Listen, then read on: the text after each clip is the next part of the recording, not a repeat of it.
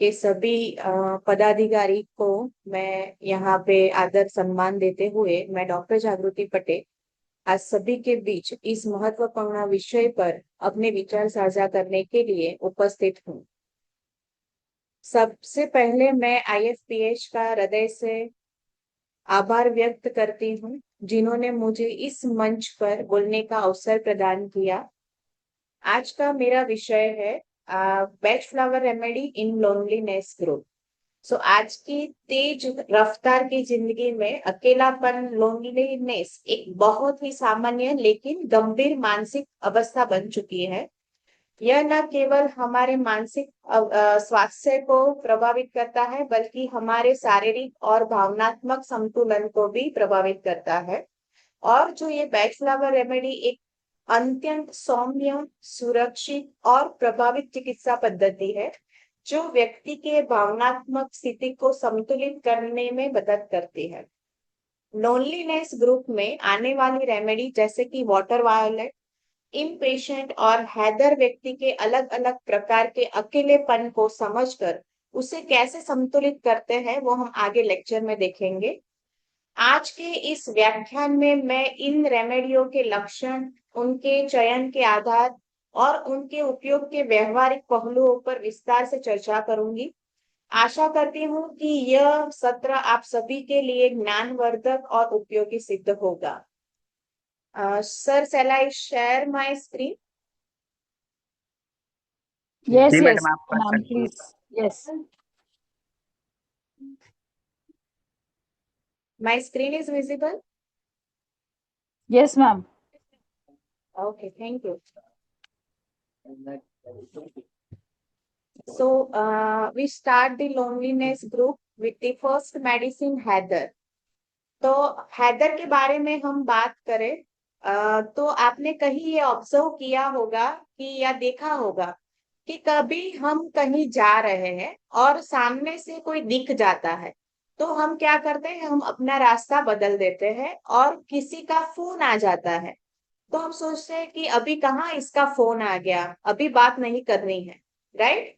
क्योंकि वो जल्दी फोन नहीं रखते या जल्दी आपको नहीं छोड़ेंगे, राइट? तो उनकी बातें कभी खत्म नहीं होती।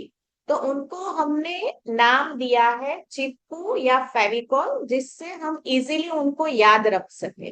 तो हैदर का नाम इजीली याद रहे हमें हैदर, तो उसके लिए हम उसको याद करेंगे चिपकू या फेविकॉल, क्योंकि वो उसके कीवर्ड है talkative, self centred, right? Self centred को हम कैसे जस्टिफाई करेंगे, जैसे कि वो खुद के बारे में ही बातें करता रहता है, जिसको हम सैको भी बोल सकते हैं। So heather is a self centre, always talk about the himself और देयर सेल्फ।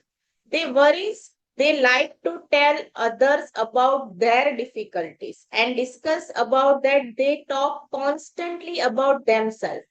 तो अगर ये पर्सन किसी भी पार्टी में जाएगा या कोई जगह पे जाता है जहां बहुत सारे लोग इकट्ठा हुए हैं, अगर वो लोग राजकीय है, सामाजिक है या धार्मिक है, अगर वो कोई भी बातें कर रहे हैं तो ये जो हैदर पर्सनालिटी है वो क्या करेगा, वो बड़ी चालाकी से वो बीच में घुस जाएगा, वो लोगों के बीच में घुस जाता है और बातों की चर्चा को आसानी से अपनी ओर मोड़ लेता है और सेंटर ऑफ अट्रैक्शन बन जाता है, ठीक है? और वो इतनी बातें करते हैं कि लोग बातें सुन सुनकर थक जाते हैं, लेकिन जो हैदर है वो बातें करने से नहीं थकते।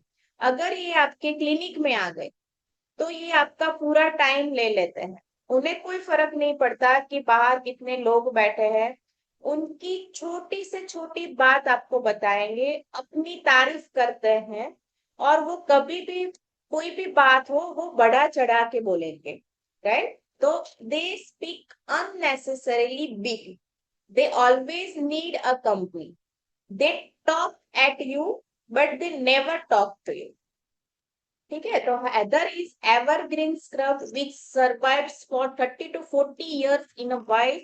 दे हैव अ पर्पल फ्लावर, जैसे कि हमने आगे की स्लाइड में देखा।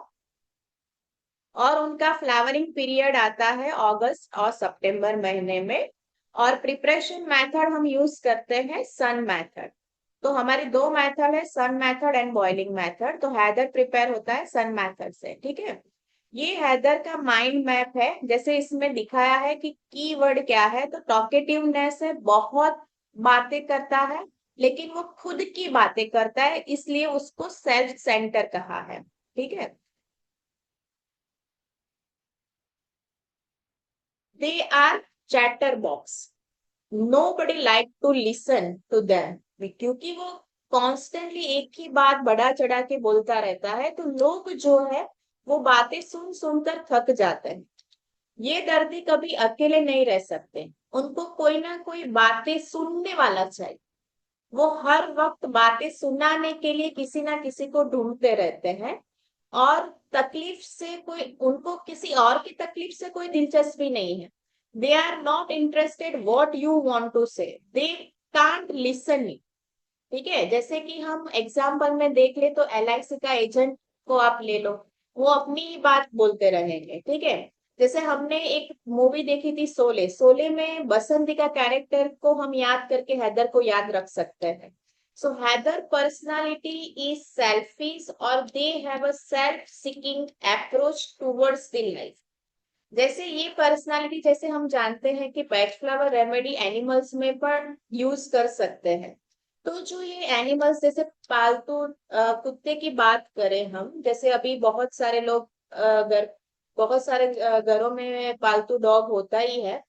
तो वो भी अगर हैदर टाइप का है तो वो कैसा होगा, वो हमेशा बात करता रहेगा। अगर उनका मालिक जो है वो किसी और के साथ बात करता है या किसी और को प्यार देता है तो उसको वो अच्छा नहीं लगता, तो वो कॉन्स्टेंटली बात करेगा और चाहेगा कि उनका जो अटेंशन है वो सिर्फ उसी को मिले।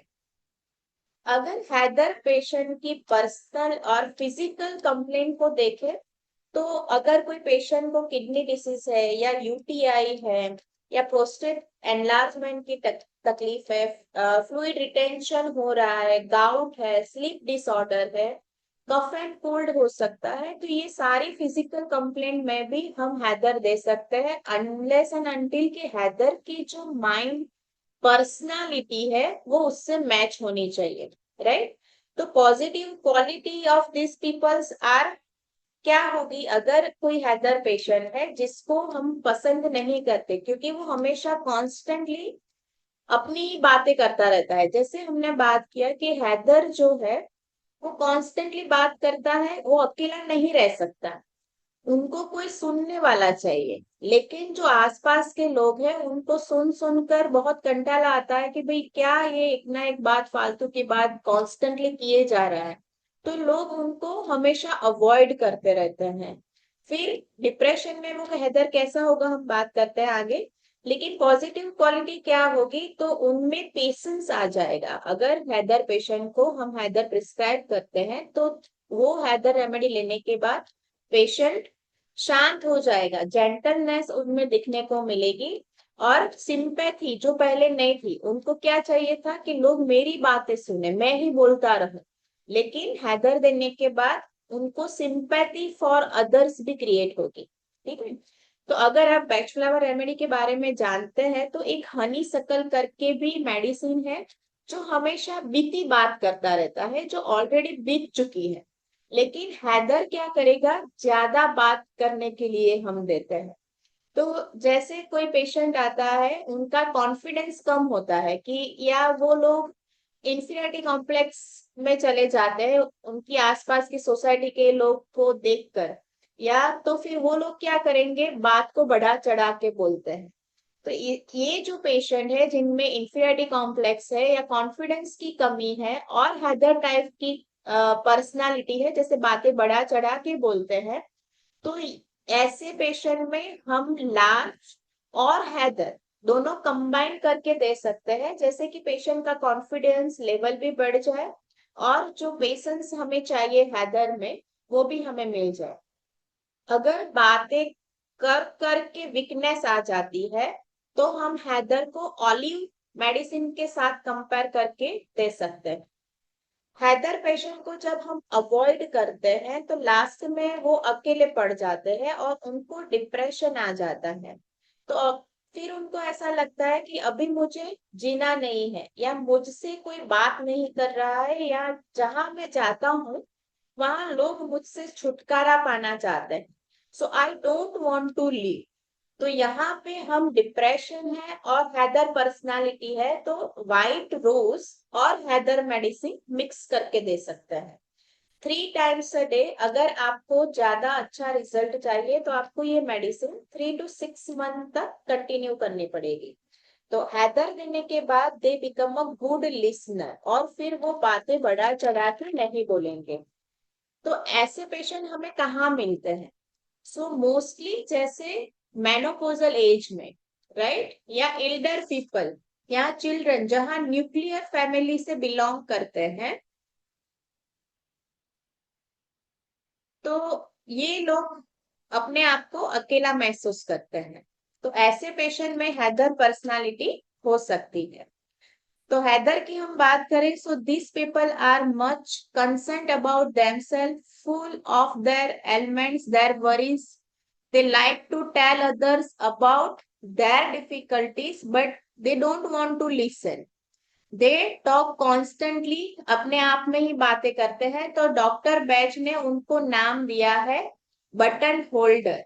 ठीक है।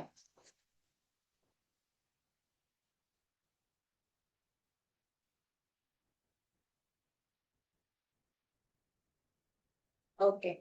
तो ये था हमारा हैदर पेशेंट जो कॉन्स्टेंटली अपने ही बारे में बात करता रहता था और दूसरों को नहीं सुनता था। फिर लोग उनको अवॉइड करते हैं और फिर वो अकेले लोनलीनेस ग्रुप में चले जाते हैं। अब हमारी सेकेंड मेडिसिन है वाटर वायोलेट।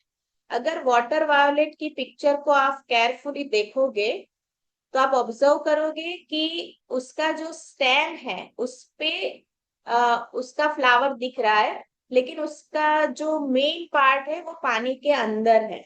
तो वाटर वायोलेट को हम पहले समझते हैं उसके डॉक्टर एंड ऑफ सिग्नेचर से। ठीक है, डॉक्टर एंड ऑफ सिग्नेचर क्या है?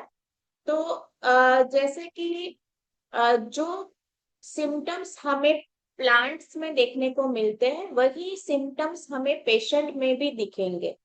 तो यहाँ जो पौधा है वो जल पौधा है और पानी के अंदर से अकेले आइसोलेट बढ़ता रहता है, और उसके जो फूल पानी के ऊपर सीधे खड़े रहते हैं, मतलब लंबा होता है। ये जो स्टेम के उसका जो फ्लावर है बहुत लंबा है, और फूल अपने ही आप ऊपर उठते रहते हैं। तो वो दूसरे पौधों से एकदम अलग और ऊंचा दिखता है। तो अगर उसकी मानसिक अवस्था व्यक्ति के साथ हम कंपेयर करें तो जो ये वाटर वायलेट के पेशेंट होंगे वो एकदम शांत, गंभीर और अकेले रहने वाले होते हैं। दूसरों की दूरी, मतलब दूसरों से वो दूरी बनाए रखते हैं। उनको लगता है कि दूसरे से वो बहुत बेहतर है, ज्यादा पढ़े लिखे हैं, लेकिन अंदर से वो मतलब अहंकारी नहीं होते। थोड़े पेशेंट ऐसे भी होते हैं जिनमें अहंकार और अलूफनेस दोनों साथ में देखने को मिलती है, और जैसे कोई पेशेंट होता है वो खाली अलुफ्त हो जाते हैं क्योंकि वो रिजर्व्ड नेचर के होते हैं। So, document signature is the relation between the external physical character of the drug substance and the sign and symptoms of the medicine produced during the drug proving on the healthy human beings. So, it classified as a submerged aquatic plant because the stem and the leaves are entirely under the water. So these people also felt they are better than the other people. So these people who feel superiority complex can help with the platina as well as the water violet medicine. So water violet लोग जो होते हैं वो बहुत होशियार होते हैं, हर तरह का नॉलेज उनके पास होता है। वो खुद सोच सकते हैं कौन क्या अच्छा है उनके लिए, क्या बुरा है, क्या करना चाहिए, क्या नहीं करना चाहिए। So they are self dependent, self sufficient. So ऐसे लोग जिसमें घमंड आ जाता है कि भी आई एम समथिंग डिफरेंट, वो और लोगों से अलग रहने लगते हैं। वो घमंडी हो सकते हैं तो हम घमंडी है तो उनको हम प्लेटिना के साथ भी कंपेयर कर सकते हैं। उनके मन में हमेशा ये विचार रहता है कि मैं और लोगों से अलग हूँ, मुझे इन लोगों के साथ मिक्स नहीं होना चाहिए। उनको ये सब टाइम पास लगता है कि मैं लोगों के साथ बैठकर क्यों बातें करता रहूं, मुझे मेरे पास नॉलेज है तो मैं आगे क्यों ना बढ़ूं। मैं तो होशियार हूँ, मुझे मेरे जितना होशियार आदमी ये टाइम पास करे, ये बात उनको हजम नहीं होती। तो वो लेकिन वो उनका जो ओपिनियन है वो दूसरे लोगों पर लादने की कोशिश नहीं करते कि भाई मैं जो बोल रहा हूँ आपको वही फॉलो करना पड़ेगा। क्योंकि हमारे बैच फ्लावर रेमेडी में एक मेडिसिन और भी है, बीच मेडिसिन। तो वो ऐसा है कि मैं जो बोलता हूँ वो आपको करना पड़ेगा। लेकिन जो वाटर वायलेट मेडिसिन है वो होशियार है, वो उनको पता है, लेकिन वो अपना जो ओपिनियन है वो किसी को फोर्सफुली फॉलो नहीं करवाते। वर्बेरिन में भी ऐसा है कि वर्बेरिन वाइन मेडिसिन फोर्सफुली वो चाहते हैं कि लोग जो है उसको फॉलो करें। लेकिन वाटर वायलेट पीपल, वो उनको ऐसा नहीं है। वो क्या करेंगे, उनको पता है कि मुझे क्या करना है। वो अपना फोर्स किसी पे लादने की कोशिश नहीं करते हैं और न ही वो किसी की सुनते हैं। उनको सब मालूम रहता है लेकिन वो स्टबर्न रहते हैं। मुझे सब मालूम है, मुझे सिखाने की कोशिश मत करो। न किसी का सुनेंगे और ना ही किसी को फोर्स करेंगे, तो ये होगा वाटर वायलेट। उनको जितनी बातें करने की जरूरत है वो उतनी ही बात करेंगे और बाकी टाइम में वो अपने ही धुन में, अपने ही मस्ती में रहते हैं। तो इसमें आप जैसे हम लोगों की बात करें तो साधु लोग आ सकते हैं जो अकेले रहना पसंद करते हैं, वो अपनी तपस्या करते रहते हैं। कुछ साइंटिस्ट हैं वो भी अपनी ही मस्ती में मस्त रहते हैं, जो अपनी ही दुनिया में रहना चाहते हैं। ऐसे सारे लोग हमें आसपास रह दिखते हैं। तो ये लोग बीमार क्यों पड़ेंगे, अकेले रहना है, खुश रहना है, तो फिर उनको क्या प्रॉब्लम होती है, उनको कहाँ डिस्टरबेंस आ जाता है। तो ये डिस्टरबेंस आता है जैसे आ, ये जो पेशेंट है वो कंप्लेन लेके आएगा लाइक हेडेक है, माइग्रेन है, कोराइजा है, एसिडिटी है, जॉइंट पेन है, या स्किन कंप्लेंट के साथ आएंगे। जैसे मैं एक एग्जांपल देती हूँ उसको अच्छे से समझने के लिए, कि एक रिटायर्ड प्रोफेसर है जो किसी से ज्यादा बातें करना, बोलना, बैठना उनको अच्छा नहीं लगता। वो हमेशा अकेले रहना पसंद करते हैं और ये कभी बाहर भी नहीं निकलते। और उनका सब बराबर, मतलब जो उनका रूटीन है वो बराबर चलता है। लेकिन जैसे थोड़े टाइम के बाद उनके एक नए नेबर आए और वो डॉग लेके आए और कंटिन्यूअसली वो बात करता रहता है, जिनसे उनकी जो पर्सनल डिस्टरबेंस आ जाता है। कंटिन्यूअस आवाज से उनकी स्लीप डिस्टर्ब हो जाती है, तो वो अंदर ही अंदर घुटता रहता है, किससे बात नहीं कर सकता क्योंकि वो उसका नेचर नहीं है। ठीक है, तो नेचर में ही नहीं बातें करना उसके, उसकी वजह से उसको स्लीप डिस्टरबेंस आती है। तो स्लीप डिस्टरबेंस के साथ हमने कॉमनली ऑब्जर्व किया है कि गैस्ट्रिक इश्यू रहता है। सो थ्रू हिस्ट्री उसको अकेले रहना पसंद है, अनोइंग, अलूफ के लिए उसको वाटर वायलेट दी जाती है। So water violet is a peace loving person, do not waste time in a superficial talk. They are expert, specialist है, वो कॉमन लोगों से अलग है, अलग है। तो जैसे हम ऑटिस्टिक चाइल्ड की बात करें, ऑटिस्टिक किड्स की बात करें, so they are in their own words, वो अपने ही वर्ल्ड में रहते हैं। There is no response to call. क्योंकि हम ऑटिस्टिक बच्चे को देखें तो वो जनरली कम्युनिकेशन नहीं होता है, वो हमारे क्वेश्चन के आंसर नहीं देते हैं। अगर हम कुछ क्वेश्चन पूछते हैं तो वो हमसे जल्दी कनेक्ट नहीं कर पाते हैं। तो ऐसे लोगों में भी हम वाटर वायलेट मेडिसिन से अच्छे रिजल्ट मिल सकते हैं। तो after giving water violet it helps to better communication, क्योंकि वो कम्युनिकेशन ही नहीं है water violet. So water violet are visionary leaders, deep thinkers, self-confident, self-dependent है। सो मोस्टली ये पेशेंट किसी भी किसी फील्ड में स्पेशलिस्ट होते हैं। उन उसका काम ही कुछ ऐसा रहता है कि वो सामान्य लोगों से अलग रहते हैं। सो ऐसा लगता है कि मैं समाज से थोड़े अलग या बाहर हो गया। वो अपने ही काम को मतलब अपने ही काम में एक्सपर्ट रहते हैं। उनको अपना काम पूरी उनको वो जो भी काम में स्पेशलिस्ट है, उनको शायद ही किसी की सलाह लेने की जरूरत पड़े, क्योंकि उनके पास सब तरह का नॉलेज रहता है।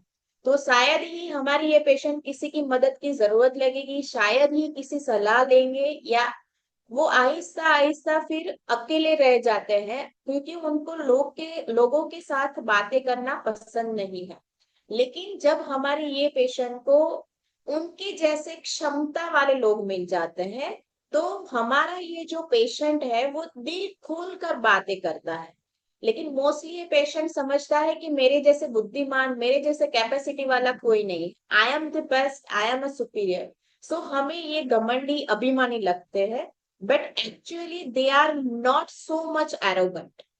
सो अपने काम की वजह से इनके पास बेकार की बातें, गप्पेबाजी का वक्त नहीं होता। बीमारी में भी वो लोग अकेले रहना पसंद करते हैं, चुपचाप पड़े रहते हैं। जैसे बहुत सारी मेडिसिन है हमारी होम्योपैथी, जैसे कि वो बीमार पड़ते हैं, फीवर आ जाता है, तो हमेशा दे नीड्स द कंपनी।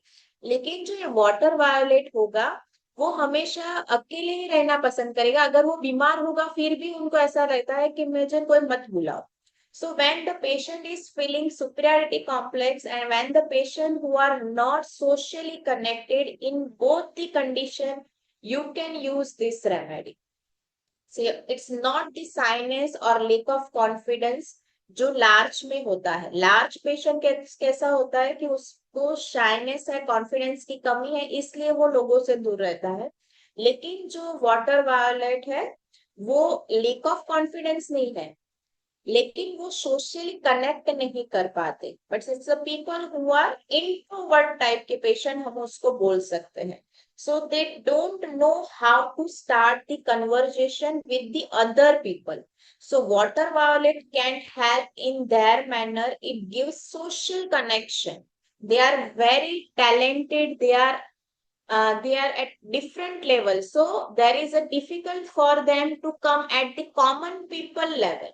ठीक है, talk to them and discuss their problem at the common people. जैसे हम कॉमन पीपल अपनी बातें, कोई दुखी है या कोई प्रॉब्लम है, तो जैसे नॉर्मल पीपल बातें करता है, वो नॉर्मली बातें नहीं कर पाते, नॉर्मली कनेक्टेड नहीं कर रहते। They don't have a superiority complex, but we don't consider the platina here because they are completely think differently from the common people। तो हमें कहीं ना कहीं ऐसा लगता है कि ये प्लेटिना जैसा है। तो प्लेटिना में भी अगर कोई पेशेंट प्लेटिना है, तो उसको भी हम वाटर वायोलेट के साथ कंपेयर कर सकते हैं, लेकिन हर वाटर वायोलेट पेशेंट प्लेटिना हो ऐसा नहीं हो सकता। ठीक है। So Bach flower remedy and homeopathy are two distinct system of the natural medicine.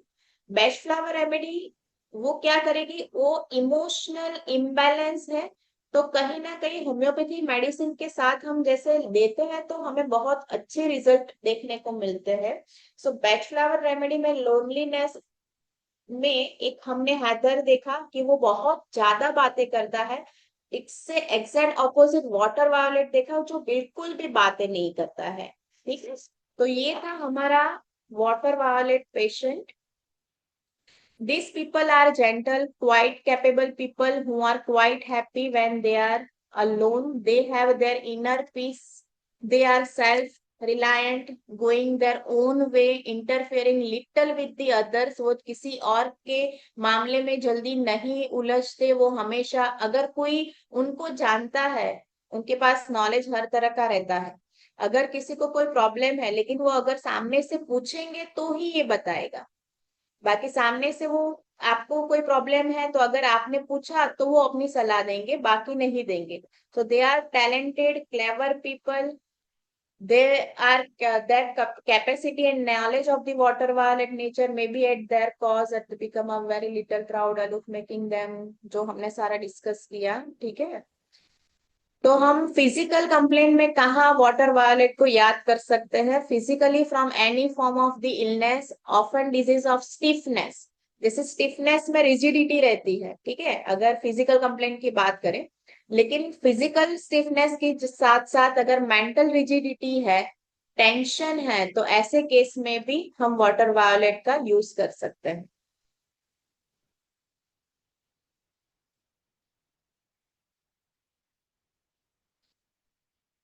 They are the opposite of the Heather type. They also come under the healing of the remedy for loneliness, for who be fear being alone, for they depend upon the attention, sympathy, vitality of the other, and like nothing better than to talk constantly about their own complaint. Water violet जो है वो हमेशा लोगों से अलग रहेगा। They are afraid others will hinder them by their own slowness, have not to calmness and the patience understanding of the water violet types। तो positive क्या होगा अगर हम वाटर वायोलेट देते हैं, तो फिर वो क्या होगा? Those people put their great capacity wisdom at the service of the other, they are humble about their gifts and who through the certainty and calmness give confidence and courage to other. जैसे हमें लगता था कि वो normal लोगों के साथ connect नहीं कर पाते हैं, तो वाटर वायोलेट देने के बाद वो नॉर्मली कनेक्ट करेंगे। अगर किसी को इजीली हेल्प की जरूरत है तो इजीली वो हेल्प करेंगे। और जो डिप्रेशन में अकेलेपन में हमेशा पेशेंट जो है वो डिप्रेशन में चला जाता है, तो ये डिप्रेसिव कंडीशन में भी हम उसको यूज कर सकते हैं। तो और ऑटिस्टिक चाइल्ड की हमने बात की, तो वो भी अपनी मस्ती में मस्त रहते हैं, तो ऐसे पेशेंट में भी हम वाटर वायोलेट का यूज कर सकते हैं। हमारी आज की लास्ट मेडिसिन है इम्पेशेंट। उसके कीवर्ड्स है impatient, irritability, extreme mental condition. उसकी हाइट रहेगी 6 फीट और कलर रहेगा रेडिश और पिंकिश टाइप। उसके जो फ्लावर है वो जुलाई और सितंबर में आते हैं। And it is the first flower remedy which is proved by doctor बेच। ओके, उन्होंने ये मेडिसिन प्रूव की थी 1928 में। अगर हम उसका माइंड मैप देखें तो आपको दिख रहा होगा कि उतावलापन, ठीक है, चिड़चिड़ापन, एक्सेसिव रिएक्शन, इरिटेबिलिटी, मानसिक तनाव, मेंटल स्ट्रेस, ठीक है। तो नाम से ही हमें पता चल जाता है कि इम्पेशंस पर्सन कैसा होगा। तो इम्पेशंस मीन्स अधीरता, धीरज नहीं है, उतावलापन है, इरिटेबिलिटी है, right. So they are very clever, easily understand क्या करना है, उनको जल्दी समझ में आ जाता है कि इसमें क्या प्रॉब्लम है और क्या करने से सॉल्यूशन आने वाला है। So they are very quick in mind and action. हर चीज में उनको स्पीड चाहिए। अगर सामने वाला जो व्यक्ति है वो धीरे धीरे बात करता है तो उनको बहुत गुस्सा आता है कि भाई अपना सेंटेंस फटाफट खत्म करो। उनको वो अगर कोई काम धीरे धीरे करता है तो वो उनके हाथ में से काम छीन लेता है, और सामने वाले का जो वर्क है वो भी वो खुद कर लेगा। So this remedy for those people who are very quick in mind and action, who makes instant decision, and who like to work alone because slowness of others makes irritate them, ठीक है।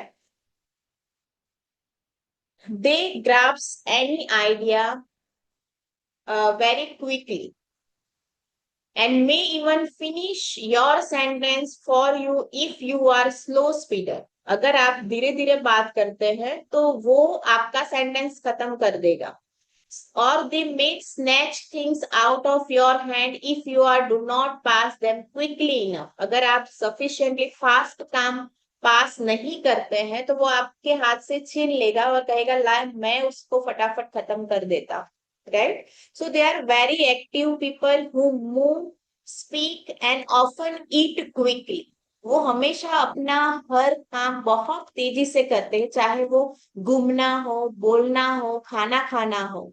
They are intelligent people.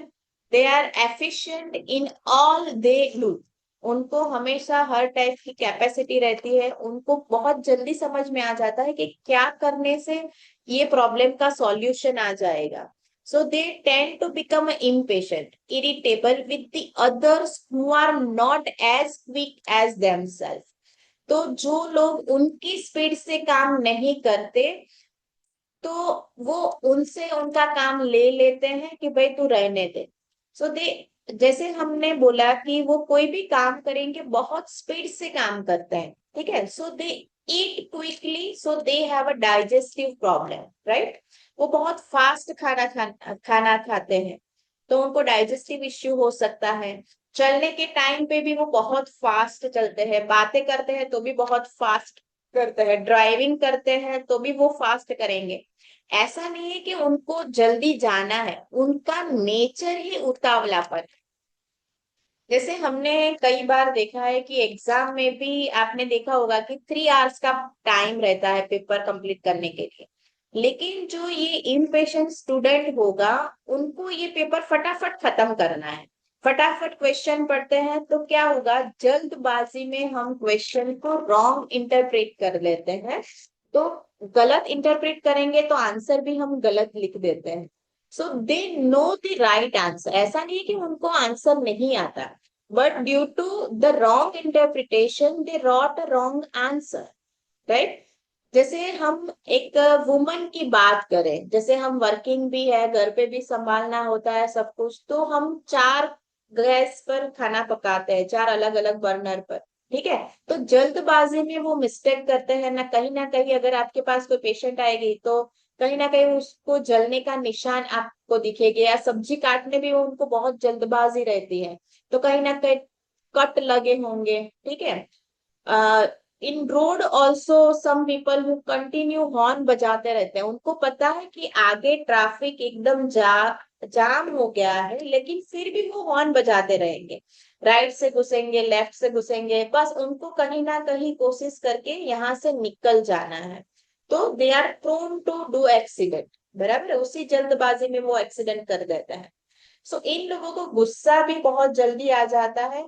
उनके mind में यही चलता रहेगा कि कौन सी चीज कैसे फास्ट की जाए, मैं कैसे करूंगा तो ये वर्क जल्दी खत्म हो जाएगा, ठीक है. When you constantly thinking on something they are under the stress. जैसे कि हमें कॉन्स्टेंटली ये मैं कैसे करूं, उसके बाद मैं ये क्या करूंगा, तो हमारा माइंड जो है वो कॉन्स्टेंटली स्ट्रेस में रहता है. और जैसे हमारा माइंड स्ट्रेस में रहेगा तो हमें कौन सी बीमारी होगी स्ट्रेस से रिलेटेड, जैसे कि डायबिटीज है, हाइपरटेंशन है, एसिडिटी है, माइग्रेन है, गैस्ट्रिक डिस्टर्बेंस है, स्पॉन्डिलाइसिस है.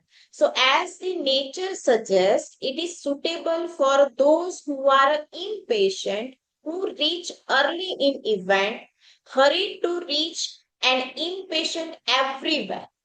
And if you give some task, कोई हम अगर उनको कोई टास्क देते हैं, they are focused to complete the task faster rather than the better manner. उनको अच्छे से करना जरूरी नहीं है. जैसे बीच होगा, बर्बेरिन होगा या वाइन होगा, उनको फास्ट भी करना है, लेकिन उनमें आपको ये दिखेगा कि वो बहुत अच्छे से वेल मैनर में उन्होंने किया होगा. तो जो अगर बीच होगा तो वो चाहेगा कि आप फास्ट भी वर्क करो और वेल मैनर में उसको प्रेजेंट करो.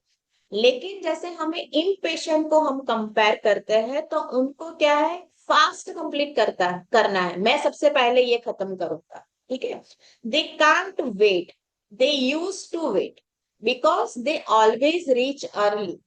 Extreme mental tension in these people often result in a muscular tension and hence the pain.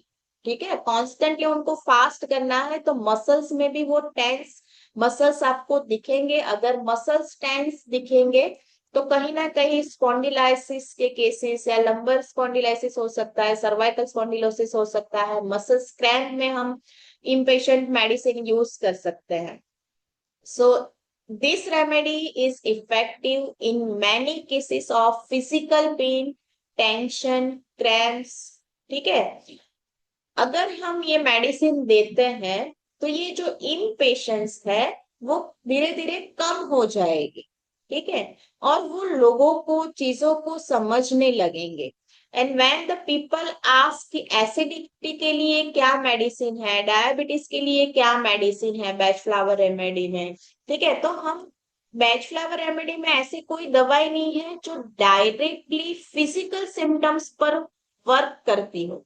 जैसे कि हमारी होम्योपैथिक मेडिसिन, हम डायरेक्टली कि भाई ये मेडिसिन डायबिटीज के लिए, ये मेडिसिन एसिडिटी के लिए, ऐसा नहीं है। हम पहले समझते हैं होम्योपैथी में भी कि भाई पेशेंट का नेचर क्या है, उसको मेंटल कंडीशन कैसी है, फिजिकल कंडीशन कैसी है, पास्ट हिस्ट्री लेते हैं, फिजिकल कंप्लेंट लेते हैं, फैमिली हिस्ट्री लेते हैं, चाइल्डहुड समझते हैं, थर्मल स्टेज समझते हैं, राइट। बहुत सारी चीजों को ध्यान में रखते हुए हम होम्योपैथी में एक मेडिसिन सिलेक्ट करते हैं, उसको बोलते हैं हम कॉन्स्टिट्यूशनल मेडिसिन। तो कई बार क्या होता है कि जब हम नई नई प्रैक्टिस स्टार्ट करते हैं तो हमें होम्योपैथी में वो कॉन्फिडेंस नहीं आता है। तो हम क्या करते हैं कि भाई चलो एसएल पे हमें पेशेंट को देते हैं और 1 वीक के बाद हम फॉलो अप में जब दिखेंगे, हम तब तक केस स्टडी करके रखते हैं और फिर मेडिसिन डिसाइड करते हैं। तो जो न्यू फ्रेशनर है, जहां हम कॉन्स्टिट्यूशनल मेडिसिन जल्दी नहीं क्लिक कर पाते, तो ऐसे केसेस में जैसे हमें बैच फ्लावर रेमेडी का नॉलेज है, तो हम ये सारे मेडिसिन के साथ भी इनिशियल केसेस में रिजल्ट मिल सकता है। तो हमें, अगर हमें कोई पूछे कि भाई बैच फ्लावर रेमेडी में डायरेक्टली डायबिटीज के लिए दवाई बताओ, फिजिकल कंप्लेंट के लिए दवा बताओ, ठीक है, एसिडिटी के लिए, तो वैसे डायरेक्टली कोई मेडिसिन नहीं है। तो हमें क्या करना पड़ता है कि हमें इसमें भी इमोशनल स्टेट जो है पेशेंट का वो समझना पड़ता है, और उसके बेस पे हम बैच फ्लावर रेमेडी सिलेक्ट करते हैं। लेकिन जैसे हमने डॉक्टर पैच ने जो ये 7 इमोशन हमें बताए, 7 ग्रुप डिफरेंशिएट किए, उससे ही मतलब ये थोड़ा आसान रहता है as compare to homeopathic medicine. क्योंकि होम्योपैथिक मेडिसिन में हमें बहुत सारी मेडिसिन एक साथ याद करनी पड़ती है, तो जो जैसे वो भी प्रैक्टिकली कॉन्फिडेंस आ जाता है, लेकिन इनिशियल स्टेज में या बहुत सारी कंडीशन में जैसे मेडिसिन खुद अपना वक्त लेती है उसको कंप्लीट करने में, क्योर कंप्लीट करने में, ठीक है। तो जैसे हमने ये इन पेशेंट में देखा कि पेशेंट का नेचर उतावलापन है, जो बहुत सारी फिजिकल कंप्लेंट डेवलप करता है, कि वो कांस्टेंट स्ट्रेस में रहता है कि मुझे ये टास्क फास्ट करना है, इसके बाद ये काम करना है, वो करना है, ठीक है। तो उससे कांस्टेंट स्ट्रेस की वजह से हमें डायबिटीज, हाइपरटेंशन, बहुत सारी अलग अलग बीमारियां होती है। तो वो डायरेक्टली उस पर एक्ट नहीं करती, लेकिन हम ये इमोशन को ठीक करते हैं, तो इनडायरेक्टली वो कहीं ना कहीं उस पर भी इफेक्ट करेगा। अगर जैसे मैंने इम्पेशेंट की बात करते करते बीच की मेडिसिन की भी बात की, तो टॉलरेंस लेवल नहीं होता है बीच में भी, ठीक है। तो हम इम्पेशेंट और बीच मेडिसिन का भी कॉम्बिनेशन दे सकते हैं, जिसमें हमें बेटर रिजल्ट मिलेगा। दूसरी है impatient and vine to overcome inflexibility attitude. Vine जो है वो बिल्कुल भी फ्लेक्सिबल नहीं है, उनको जो काम जैसे जिस टाइम पे चाहिए वैसे ही चाहिए। तो इम्पेशेंट तो है, साथ में इनफ्लेक्सिबिलिटी भी है। तो यहाँ हम अगर इम्पेशेंट के साथ साथ वाइन का भी कॉम्बिनेशन कर कंबाइन करके दे, तो वो अच्छा रिजल्ट देती है। जैसे बैच फ्लावर रेमेडी में एक फायदा ये है कि हम एक साथ 5 मेडिसिन कंबाइन करके भी दे सकते हैं। तो जैसे ये क्वालिटी भी आपको आपको ये इमोशन पे दिखता है कि इनफ्लेक्सिबिलिटी है, इम्पेशंसनेस है, सुपीरियरिटी कॉम्प्लेक्स है, या फियर है, या कॉन्फिडेंस लेवल लो है, तो आप ये सारे मेडिसिन कंबाइन करके भी दे सकते हैं। लेकिन बैच फ्लावर रेमेडीज में हमेशा 3 मंथ, 1 to 3 मंथ तो देनी चाहिए, जैसे आपको ये बेटर रिजल्ट दे पाए। तो पॉजिटिव नोट क्या होगा, impatience given a persons consistency and commitment को ये कंप्लीट करते हैं, and help in releasing the mental tension and the depression. जैसे कि इम्पेशन में हमने देखा कि उनको स्ट्रेस इसकी वजह से आता है क्योंकि वो फास्ट काम करते हैं, तो दूसरों की स्पीड से वो मैच नहीं करते, ठीक है। तो इसीलिए वो धीरे धीरे अकेले पड़ जाते हैं, कोई उनके साथ काम करना या उन लोगों को खुद को किसी के साथ काम करना अच्छा नहीं लगता।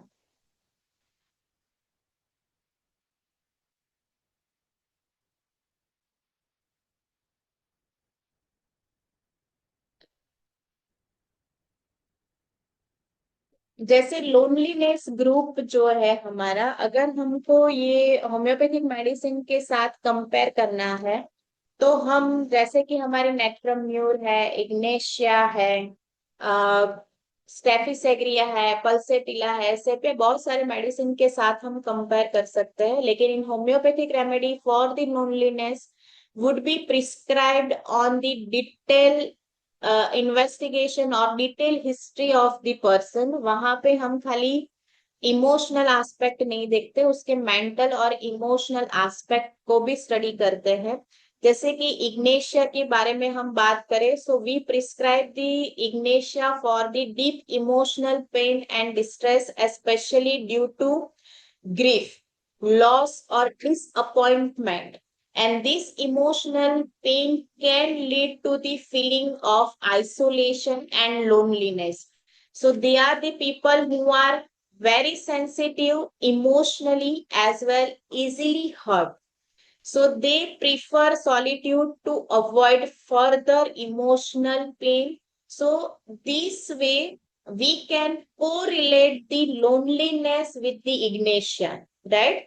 So other mental aspect हम इग्नेशिया के साथ देखें तो वो अलर्ट है, ओवर सेंसिटिव है, नर्वस पर्सनालिटी उनकी रहती है, उनका मूड जो है वो कॉन्स्टेंटली चेंज होता रहता है, कभी हंसते कभी रोते हैं, सैडनेस आ जाती है, tears weeping alternate with the laughing, highly emotional है, suspicious nature रहता है, brooding over the imaginary troubles, consolence aggravate the sympathy। ठीक है, अगर हम नेट्रम्यूर के साथ हमें लोनलीनेस बैचलर रेमेडी को कंपेयर करना है, so natrum mur also a reserved person, introvert, they are prefer solitude, they may isolate themselves emotionally or physically। So Natrum-Muir also indicated for a grief or emotional trauma, especially when they tend to suppress their emotions, right? Rather than the express themselves. वो हमेशा अपना जो दुख है वो suppress करते हैं, easily किसी के आगे जल्दी नहीं बताते हैं।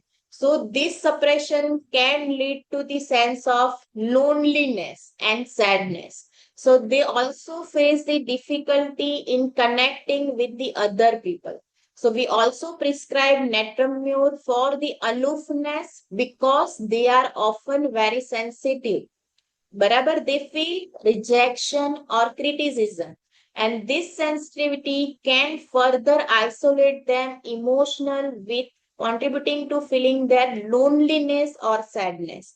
तो नेट्रम्यूर भी कैसा है कि वो इंट्रोवर्ट टाइप का पर्सन है, वो हमेशा उनको जल्दी बुरा लग जाता है, वो हमेशा अकेले रहना पसंद करता है, राइट? जैसे हम स्टेफिसेग्रिया की बात करें, तो staphysagria people often suppress their emotion, particularly anger और सैडनेस। ठीक है, this suppression can lead to the feeling of loneliness and isolation because they may feel unable to express themselves to other. It also indicated when someone has experienced emotional or physical abuse or feeling of withdrawal, or this again contribute to the sense of isolation and loneliness. And then staffi are often emotionally very sensitive and they may be easily hurt by the criticism। जैसे हमने natrum mur में भी देखा, तो वो criticism को जल्दी बर्दाश्त नहीं कर पाते, वैसे भी स्ट्रेफिसेग्रिया भी उसमें ही आता है, बहुत सारी मेडिसिन में आता है क्रिटिसिज्म, जैसे लाइकोपोडियम है, नक्स वोमिका है। लेकिन वो क्रिटिसिज्म को क्यों बर्दाश्त नहीं कर पाते, वो पूरी हिस्ट्री को कंसिडर करके हम स्टेफिसेग्रिया देंगे या नेट्रम्यूर देंगे। ठीक है, they may have a difficulty trusting to other people, क्योंकि उनको कहीं ना कहीं पास्ट में ऐसा एक्सपीरियंस होता है कि लोगों ने उनको धोखा दिया, उनका मिसयूज किया है। ठीक है, तो वो फिजिकल सॉरी इमोशनल ट्रॉमा को वो बर्दाश्त नहीं कर पाते और वो प्रिफर करते हैं कि वो कहीं ना कहीं अलग अकेले रहे या कोई ना कोई एक्टिविटी है उसमें एंगेज रहे, जैसे जो उनकी फीलिंग है लोनलीनेस वो सप्रेस कर पाए। ठीक है, तो जैसे यहाँ बहुत सारे मेडिसिन है, नेट्रम्यूर, इग्नेशिया, पल्सेटिला को हम कंपेयर कर सकते हैं, सेपिया को कंपेयर कर सकते हैं।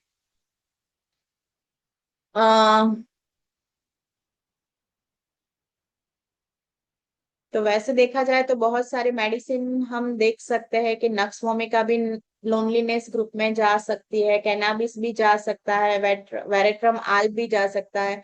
नक्स वोमिका जो है टॉकेटिवनेस है, लेकिन जैसे नक्स वोमिका को हम इजीली इम पेशेंट के साथ कंपेयर कर सकते हैं, क्योंकि नक्सोमी का भी जैसे देखे तो एम्बिशियस टाइप का उनका नेचर है, वो कॉन्स्टेंटली फास्ट टॉक करते हैं, उनको भी इजीली समझ में आ जाता है, लेकिन वो हमेशा स्ट्रेस में रहते हैं, अंडर प्रेशर में रहते हैं।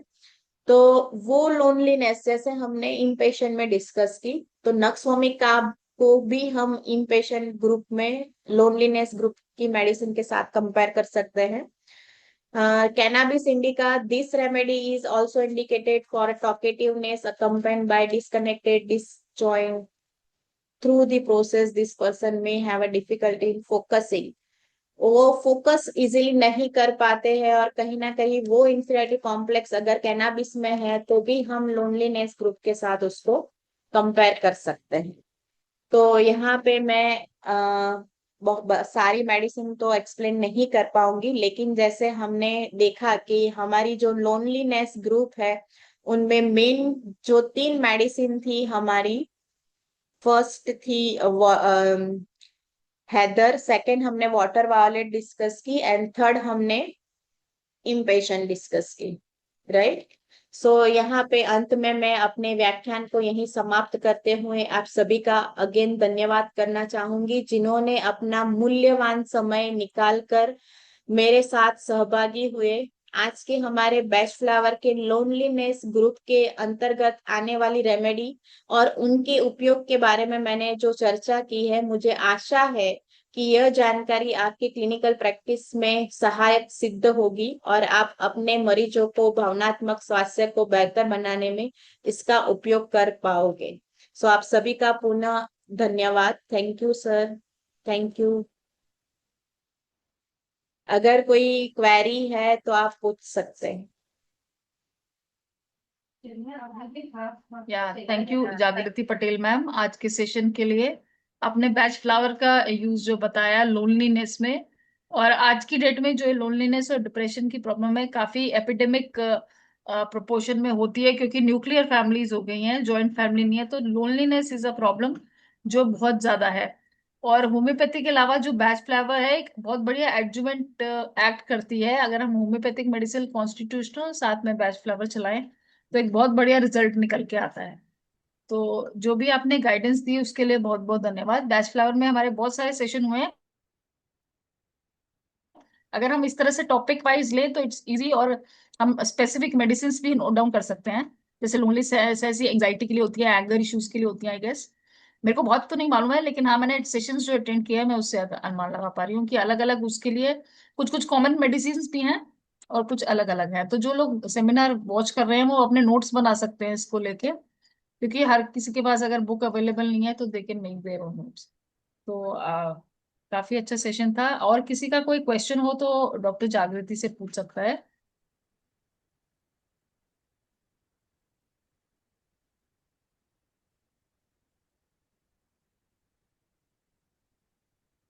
जैसे बैच फ्लावर रेमेडी की बुक भी इजीली अवेलेबल नहीं होती है, तो हाँ जैसे जी। हम क्लिनिकली प्रैक्टिस करते करते समझते हैं, और इसकी मेन ये बात है कि हम कोई भी कंडीशन में कोई साइड इफेक्ट के बिना बच्चे बूढ़े प्रेग्नेंट लेडी में भी सेफली यूज कर सकते हैं।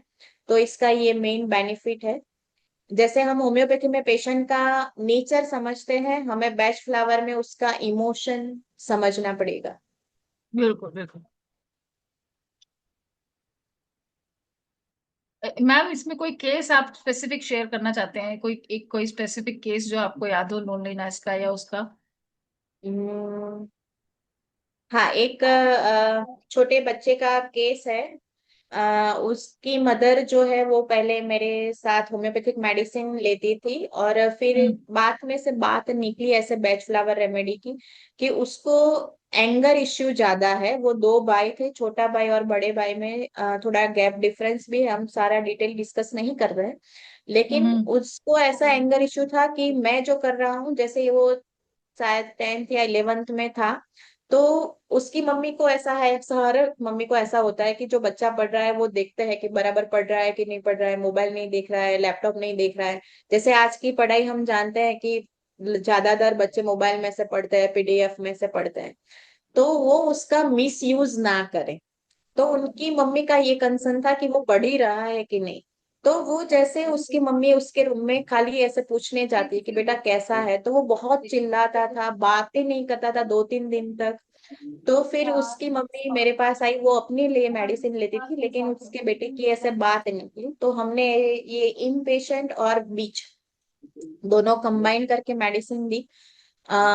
तो उनको काफी अभी इतना अच्छा है, अभी तो उन्होंने मेडिसिन भी बंद कर दी, उनके नेचर में काफी सुधार आया है वेज फ्लावर रेमेडी। ओके। जैसे मेरा एक रिलेटिव में एक है जान पहचान वाले, उनके पेशेंट को ऑटिज्म है। तो उसकी एक दूसरी मेडिसिन चल रही है विथ वाटर वायलेट, जैसे हमने देखा कि वो अपनी ही मस्ती में मस्त रहते हैं। तो एक दूसरी जो वाइट चेस्टनट मेडिसिन हमने आज डिस्कस नहीं की है, लेकिन वो ओके। कंबाइन में हम दे रहे हैं। तो जैसे वो पहले तो क्या था कि वो आंख से आंख भी नहीं मिलाता था। तो ओके। अभी वो थोड़ा कनेक्टिविटी आई है, थोड़ी 10%, लेकिन उतना भी इम्प्रूवमेंट काफी है हमारे लिए इनिशियल केसेस में। तो अभी उनका ट्रीटमेंट चल रहा है। तो साथ ओके। में उसकी होम्योपैथी मेडिसिन भी चल रही है और बेस्ट फ्लावर मेडिसिन भी चल रही ओके। वंडरफुल। ऑटिस्टिक के अगर केसेस में आपको आए, क्योंकि उसमें भी इसी तरह के है कि पेशेंट अपने में ही गुम होता है, अपने में मस्त होता है, तो इट्स सिमिलर टू लोनलीनेस। और भी इश्यूज होते हैं, पर अगर उसमें आपको रिजल्ट मिल रहा है तो it's wonderful. Ram Parvesh Shah sir ji कुछ कहना चाहते हैं?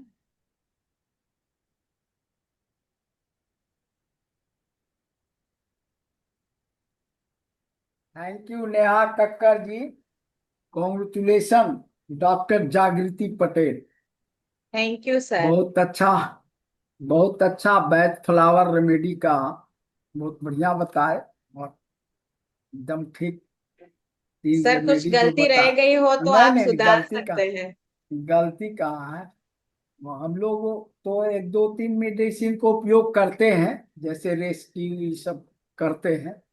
और किताब जो जैसे डॉक्टर वो होता है, एक डॉक्टर का किताब है जो बहुत अच्छा है, दर्शन सिंह बोहरा, है ना। दर्शन सिंह बोहरा का किताब है। आप तो ऐसे गूगल पर जीटीवी चैट पर इस सब भी आ जाता है, लेकिन बहुत बढ़िया तीन, winter water violent and Anant learn fast. बहुत बढ़िया। तो अकल्यापन का जो तीन रेमेडी है, जिसमें दो रेमेडी तो अकल्यापन है ही समझे ना। एक रेमेडी तो अकेला रहना, अकेला से तो डर लगता है उसको है ना? वो भीड़ में रहना चाहता है। वाटर वेलेंट एंड इम्पेशेंट रहता है अकेलापन, बहुत अच्छा है। और हमारा उससे होम्योपैथिक भी रेमेडी कंसल्टिंग एंड एट्रामोस्टिपिया जैसे बताया, इग्नेशिया है ना? बहुत बढ़िया लगा। और बैच फ्लावर रेमेडी नो वास्तविक नो में उसका कोई साइड इफेक्ट नहीं है, समझे ना। और सभी फूलों से जो बना हुआ है, और फूल तो समझिए प्रिवेंशन ऑफ ऑल डिजीज, है ना। No, all flower, any flower, prevention of all she disease, is having lot of. बीमारी का भी बचाव करता है फूल, समझे ना। और इसीलिए हम लोग घर दरवाजे के नजदीक फूल रहता है, और एयर के कांटेक्ट में आके उसका जो गंध आता है वो बीमारी You से have to also help me to studying. I get. यहाँ कक्कर जी अनम्यूट कर दीजिए तो ठीक। तो बहुत अच्छा डॉक्टर जागृति पटेल जी, बहुत बढ़िया बताए। चलिए फिर थैंक यू आइए। Sir, thank very you very sir. Thanks, thank you. घर घर होम्योपैथी, घर घर होम्योपैथी। Thank you sir. और किसी का कोई इनपुट या क्वेश्चन डॉक्टर जागृति से पूछना चाहता है तो पूछ सकते हैं। बाकी बुक्स अगर अवेलेबल नहीं है आज की डेट में, चैट जीपीटी पे आपको बहुत सारे उसमें मिल जाते हैं। अगर आपको रेमेडीज पढ़नी है अपने आप से भी आप सीख सकते हैं, पढ़ सकते हैं। बाकी वेबिनार्स अटेंड करके नहीं भी नहीं, काफी बुक तो इंफॉर्मेशन मिलता अगर हम ही है, कलेक्ट बुक कर लें। बुक तो मिलता ही है, डॉक्टर हाँ दर्शन जी। सिंह बोहरा का बुक बहुत बढ़िया है, हाँ जी। बहुत अच्छा है बुक है, जो बहुत है अच्छा है। दर्शन, हाँ बहुत बढ़िया। तो इस हम तरह से हम मेडिसिन कंपाइल करके अपने प्रैक्टिस में बैच फ्लावर रेमेडीज को यूज कर सकते हैं। और ये जिस तरह से बायोकेमिक हमारी हेल्प करती है एडजुवेंट, ऐसे ही बैच फ्लावर को भी इंटीग्रेट करना चाहिए होम्योपैथी में। It can give very good result in psychological problem, और जैसे कि डॉक्टर जागृति ने बताया ऑटिज्म और साइकोलॉजिकल बाकी प्रॉब्लम में भी, मतलब जहाँ पे भी आपकी पैथोलॉजी आ रही है, ऑटिस्टिक में पैथोलॉजी भी आ रही है, तो वहां पे भी हमें अच्छे रिजल्ट मिल सकते हैं। तो इसी तरह से मैं आशा करती हूँ और भी टॉपिक्स के साथ डॉक्टर जागृति नेक्स्ट टाइम आएंगी बैच फ्लावर रेमेडीज की अलग अलग टाइप्स के साथ। हम इस तरह के और सेशन रख सकते हैं एंगर के ऊपर और एंजाइटी के ऊपर, डिप्रेशन के ऊपर। श्योर। जी। तो आज की सेशन के लिए बहुत बहुत धन्यवाद, हिंदी सेशन के लिए डॉक्टर जागृति का। और अब इसी के साथ हमारा हिंदी सेशन खत्म होता है और इंग्लिश सेशन के लिए मैं हैंड ओवर करती हूँ डॉक्टर अजय।